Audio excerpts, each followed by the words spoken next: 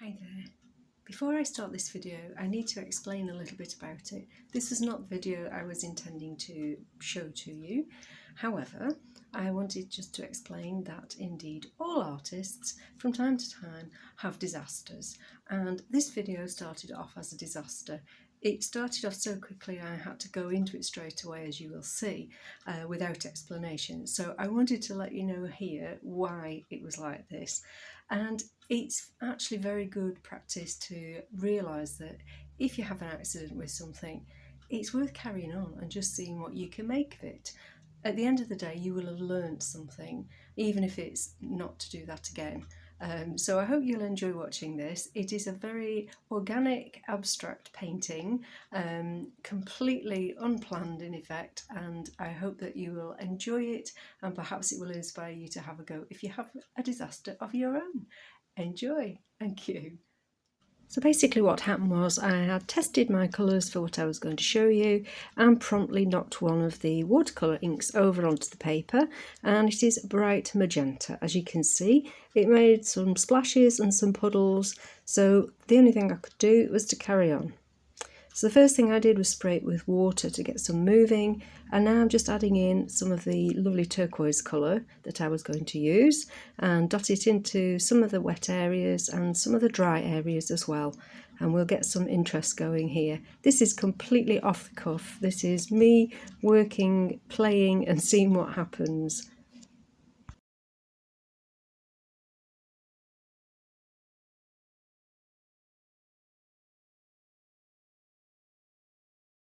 So I'm using the catalyst blade, the silicone blade, to move some of this colour about. It's a great tool, and it's not just for acrylics. It can be used with watercolours and all this sort of thing. So it's very versatile, and I'm just making some random movements through the inks just to create some sharper shapes than the unfortunate blobs that arrived. And you can take some of that ink out and make it lighter in areas if it's too heavy. Now I'm using a metal palette knife to scrape through the paint and also into the paper as well. Doesn't sound important, but it will make interesting marks, and as the liquid moves into those lines you'll be able to see it. And now I'm dropping in a little bit more of the original sort of orangey peach colour that I wanted to use. And it's mixing with the pink and the blue and making some really pretty colours actually. And I'm going to drop in a little bit more of the turquoise as well, because that's going to make a rather nice sort of mauvey purple colour, I hope, with the pink. Yeah, it's looking quite pretty. Pull that around into different sorts of shapes.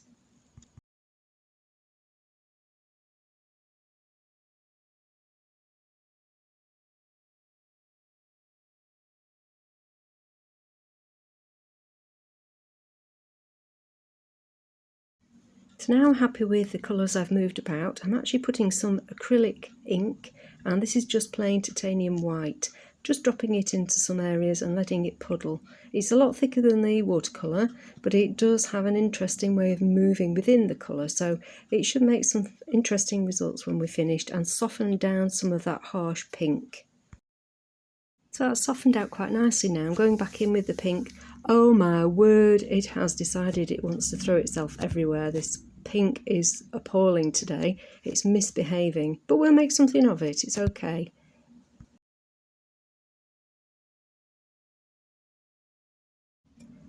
Now I'm going to use the edge of the knife to actually scrape some of the paint out.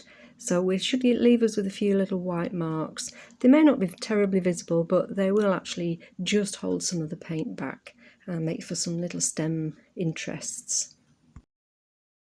I actually use a hairdryer on this now to get it dry before we move to the next stage, and I've fastened it more firmly down to the board that we're working on because I want to add a little bit more colour just yet.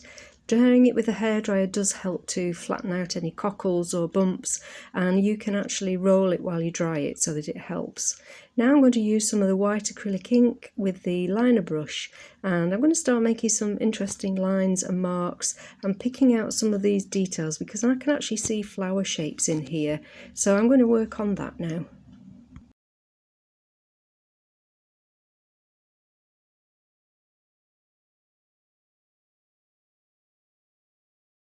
The white ink shows up really quite nicely on the brighter pink colours, and I think on this mauve part I'm going to do some sort of little decorative stems and little folds and twiddly bits, as I like to call them, just to pick up that little bit of interest there.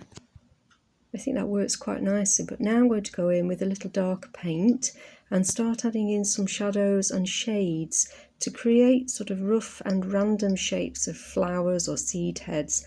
So we can use the same colours that we've used all the way through, and as they mix they will create their own different colours as we go along, making for greater interest while keeping the harmony of the painting together.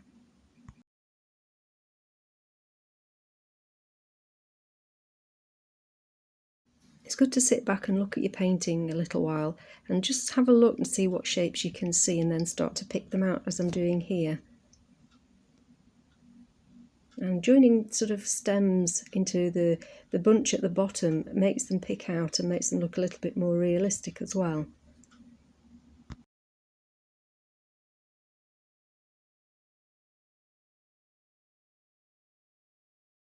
Remember not to overlook the little bits higher up and also lower down in your painting. It's easy to concentrate on the central area, but picking these areas out will also give balance.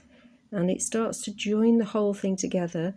Despite it having been a disaster, it's now looking as if we almost intended to paint this way, which I think is really fun.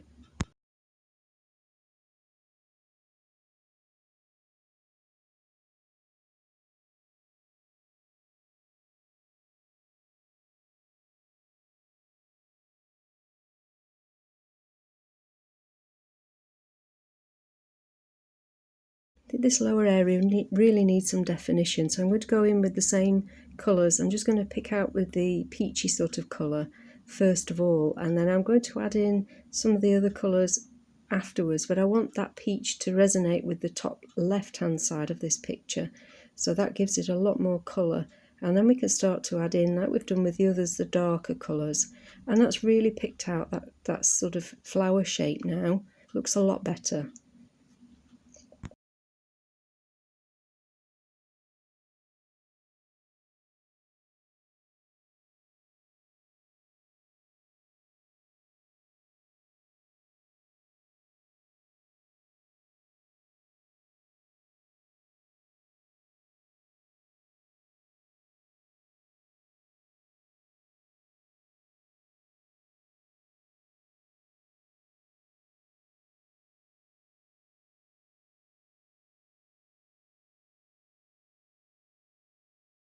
And here we are, everything is now dry, and I like the way it's picked out some of the interest. I hope that you will take some inspiration to see that from a disaster we can create something interesting, and almost as if we'd intended it to be like this all along. So please don't panic next time you have a little mishap like I did. Start working intuitively and see what you can do. Many thanks for watching. Bye bye.